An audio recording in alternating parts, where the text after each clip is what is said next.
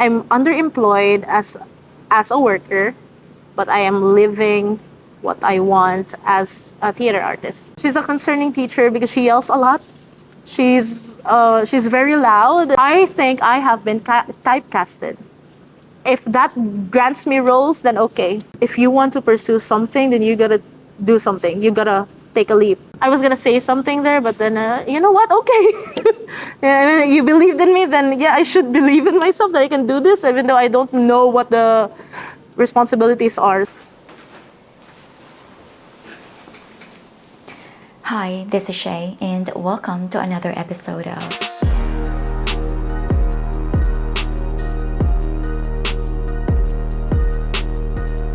Behind every performer is a story of passion and countless behind-the-scenes moments that shaped their journey. In this episode, we sit down with a theater artist who carved her path to the stage through challenges and her dedication. From her beginnings to where she stands today, she shares about her journey and the lessons that brought her to the world of theater. I live in Cebu.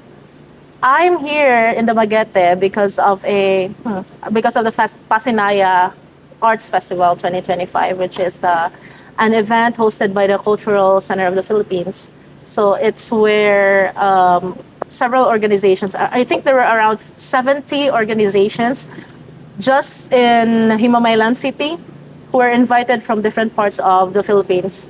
And they were able to showcase what they wanted. Like, for example, choir, so they will be showcasing choral singing. And on our end, I was part of the Siddhartha Theater Ensemble. I am part of the Siddhartha Theater Ensemble. So we showcased a play focused on the three acts of goodness. Now, you asked me a while ago about my childhood. I am so nervous. Okay, so I grew up with a lot of Disney shows, and then there's High School Musical. Also, I was able to see my brother act on stage on several musicals, specifically the Kalambajo. That's one of the musicals that I can remember, and there's also another one about Jose Rizal, and I can still recall the song about America. And that, right? I think you were there. So that specific show, I think I was 9 or 10 years old, I'm not sure, around that age. I did not realize that it would hold so much value for me as I grew. And then listening to Disney songs, and I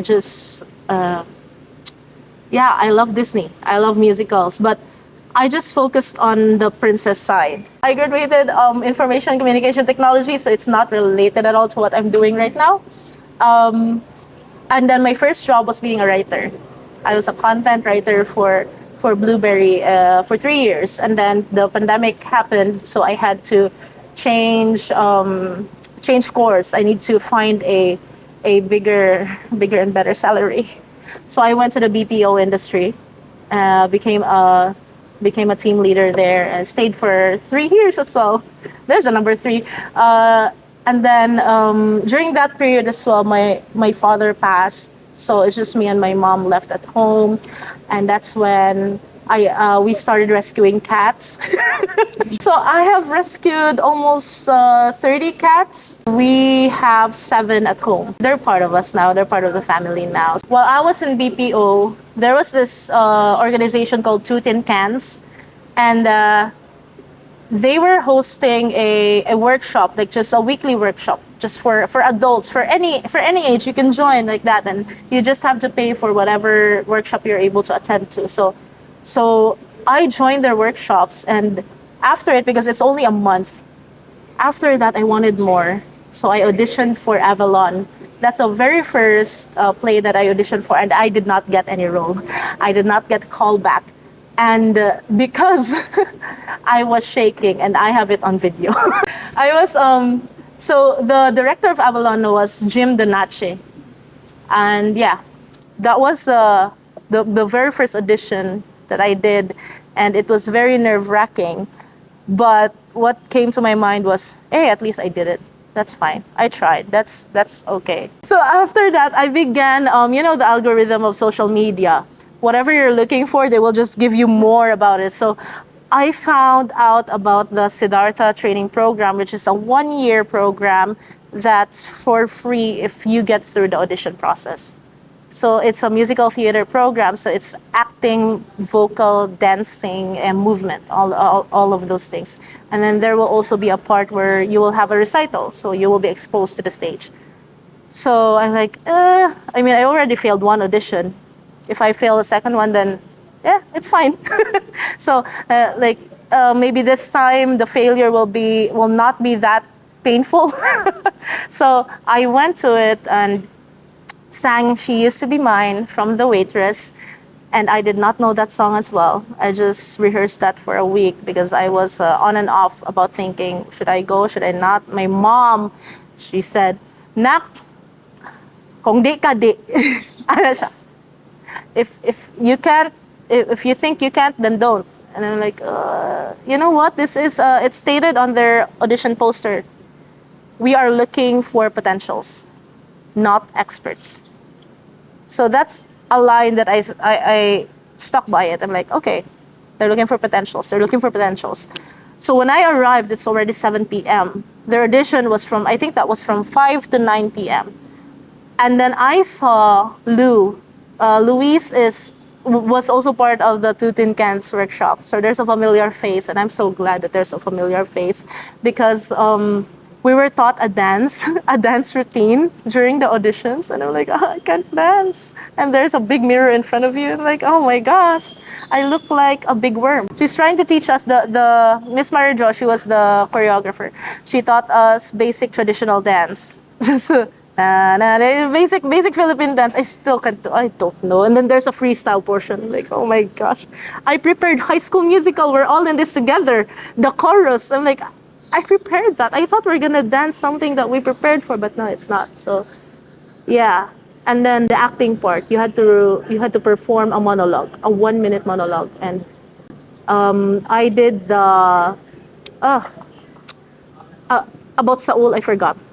It's a Netflix show, and like I'm not even familiar with that, but I remember that there's a part of the monologue that's about drugs, and I'm auditioning for Siddhartha Theater Ensemble. So, so Siddhartha is a sort of a, so it's a group that's funded or supported by a Buddhist, yeah, the monks, the, what do you call that, the, just they are supported by Fo Guangshan Temple. So yeah, so they're the ones who fund us, who give us what we need, and so it's really into the Buddhist theories or how the way of living. That's what we are aiming when we're inside the, of course. We have to, like, we teach the three good the forgivings and then those kinds of things for Buddhism. And yeah, I did not think it through. But good thing is they were looking for potentials and I got in, and it really literally changed my life. I auditioned September, and then I did not receive any message onwards until December 1 came.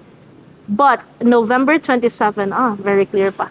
November 27, I was informed by my BPO company that I will be part of those who will be laid off.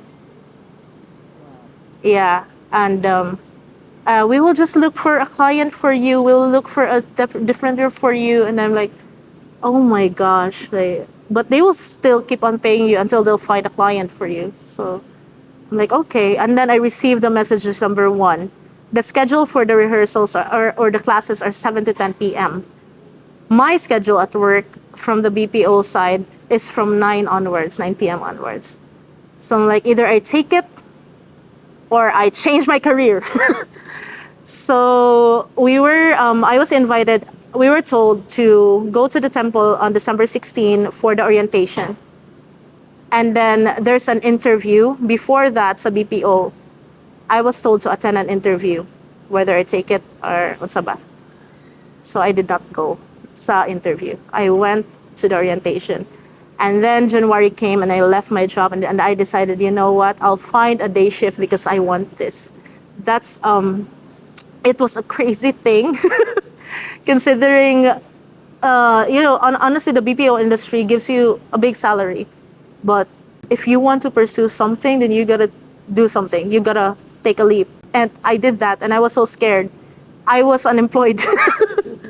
I was unemployed and kept on going to the Siddhartha classes, the training program, and until March came, and that's when I received the call from Cebu.ph, which is a social media company in Cebu. So that's why, and then the schedule is from 9 a.m. to 6 p.m. So I have only 1 hour preparation for the 7 p.m. class from Monday to Friday. I'm like, okay, this could work. I applied for being a writer, but on the final interview, when I checked the contract, it was indicated as senior editor. So I'm like, wait. Because they're like, you've already had an experience as a writer, and then you were also a TL for BPO. So your skills can be used as a senior editor. Like, okay.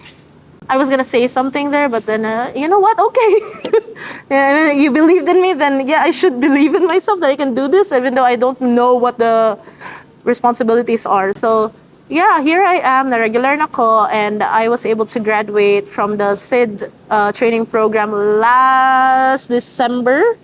Hold on, November.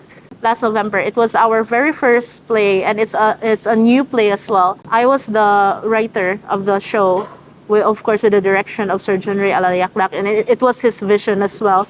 I just wrote everything, whatever he says, like maybe we're gonna do something here. Okay, what do you want? So I just do the script and all that, and then it was my very first musical on stage, and I was the villain. It was a big role because you have to be a villain, you have to be effective. Like you have to have the command, and then like, oh my gosh, can I do this? And initially, the script that I wrote did not have that villain part. There were challenges, but not that role. So it was the director's thought, like, you know what? I auditioned for the Queen, but he's like, Queen is demure. So the Queen. So I did not get the part for the Queen, but he said you have to audition again, and then I have something for you, and that's when the villain came. The just an entire 5-minute part that's just about me, so about the villain. It was crazy. They had to do everything, the lights and all that. I enjoyed it. I loved it. I love seeing the princesses cry. So yeah, and I thought I would be the princess, but no, I'm not even the queen. I'm the villain of the story. So that was my calling. Now, fast forward. So that was my first musical. Now, fast forward December last year, I received a message from our stage manager. It's like, Lenie, are you free on January? Maybe around February, or do you wanna join on a play with us? I'm like, yes, whatever that is, yes. And I did not know what the play was, but it was called Abnoy, and that's the one that we showcase in Pasinaya. The reason why I'm here in Negros.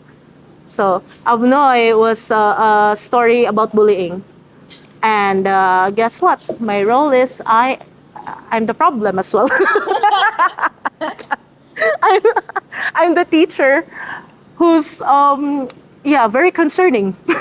She's a concerning teacher because she yells a lot. She's very loud, and she bullies as well. So yeah, I think I have been typecasted.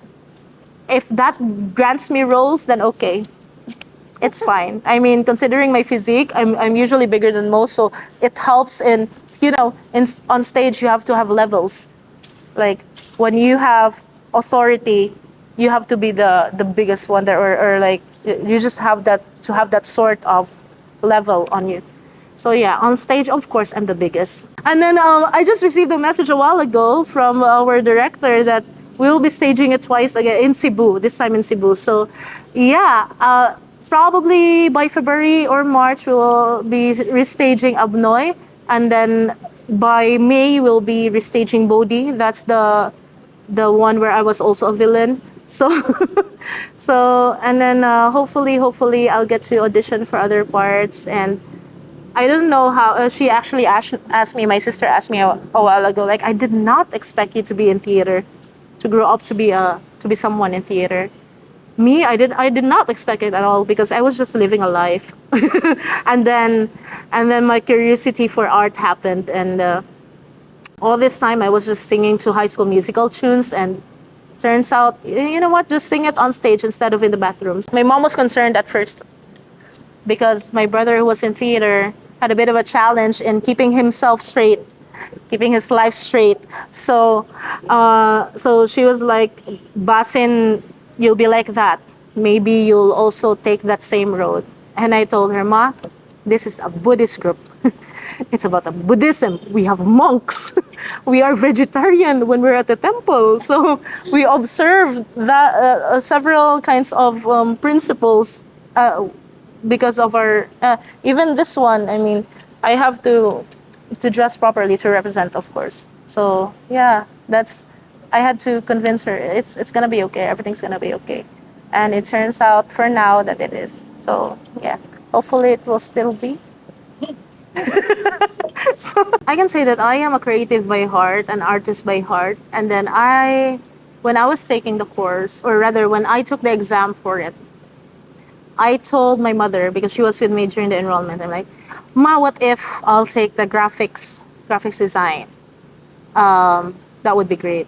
Or, or what do you call it? Drafting, all those kinds of things. Architecture is out of the question because I am not into maths, and and um, and also it's a bit on the expensive side. Now, CTU main campus has offerings, graphics, drafting, those kinds of things.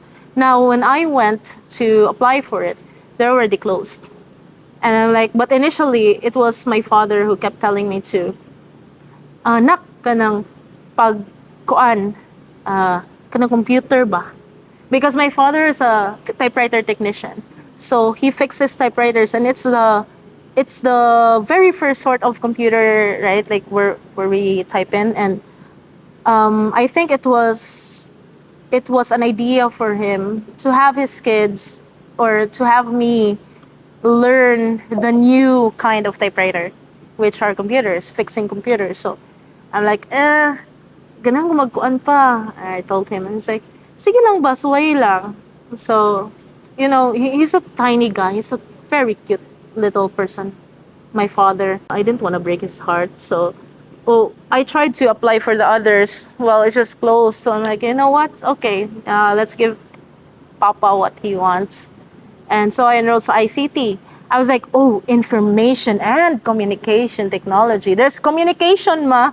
There's something here sa communication. And no, wala dito. It was mostly software designing, website designing. And after I graduated, I only used it for 2 months sa summer. And afterwards, wala na na-use ang website stuff. Sayang siya because it's a 4-year course. What happens to your diploma afterwards depends on you. For me, well, I applied sa Sugbo with the notion that I actually said, I can remember this statement. I graduated in a Bachelor of Science in Information and Communication Technology. So with that, I am very adept in the field of tech and communication, which is very in line with your... So na-convince na ako sila sa akong atik-atik. So, but really what I graduated was software designing. This is that kind of stuff. They told me, you know what, I'll try to be a programmer. Like, no, I don't want that. I don't feel that I can do that. I don't think that I would do that because we had a very thick book on programming, and it keeps on evolving. You have to catch up. You have to keep on catching up, and I can't do that. That's too much numbers, too much codes. I don't know how I graduated, but anyway, I graduated. So at least I'm gonna say I have a diploma. I don't know if that's useful anymore, but it's the experience. And how I feel about that, I'm underemployed as a worker, but I am living what I want as a theater artist. And there's a goal of taking it to the next level by performing internationally. And it's very possible because Siddhartha has performed to a lot of different countries. They have brought that story to Africa, New York, and right now, actually, they're in Taiwan. So that's it's a very there's a very big possibility I just have to keep on improving myself, because the competition for being an artist is always there, and physically as well. So physically, mentally, by your skills, by your talents, and your connections, very important to make connections. So I was able to gradually just, just make taking baby steps, and when an audition will open for it, then go ahead, just try. If you fail, then it's fine, just try. It's gonna be hard. That's the fact. You have to acknowledge it, that the way to be there to your goal will be very difficult. And honestly, there was a time during the 1 year period when I was like, I don't want to do this anymore, because I see my classmates, and they're, oh my gosh, there's the there are people there who have been through several plays, several musicals, and they've been to Manila, they've been to this, they had certifications. Oh my gosh, and I'm like, I'm just new. So I wanna quit. I wanted to quit, and I'm like, wait, I I changed my career because of this, and I already invested a lot of time for it. So why would I stop now? There will be people who will try to pull you down, and that's for real. There will be instances where the causes and conditions will never align. But when you have a bad day, that's only 24 hours. So after that, you have another chance for another day. So if you'll say, I have a bad day, okay, that's 24 hours. After the 24-hour period, change it. So I'm trying my best to do that, and it's really hard. But when you see an opening, go for it. Of course, with a sure mind, because it's. I mean, when you're inside, when you're in it, and you're not sure, you'll be doing the tango, and you'll be on your own. So there, just go for it. Test everything. If you fail, that's fine. Fail many times, at least you tried. Every journey to the stage is filled with challenges and detours. Lenie's story reminds us that passion and dedication can turn dreams into reality. Whether on stage or behind the scenes, the pursuit of art is never easy, but it's totally worth it. If you enjoyed this conversation, don't forget to like, share, and subscribe for more stories that challenge and inspire. See you next week.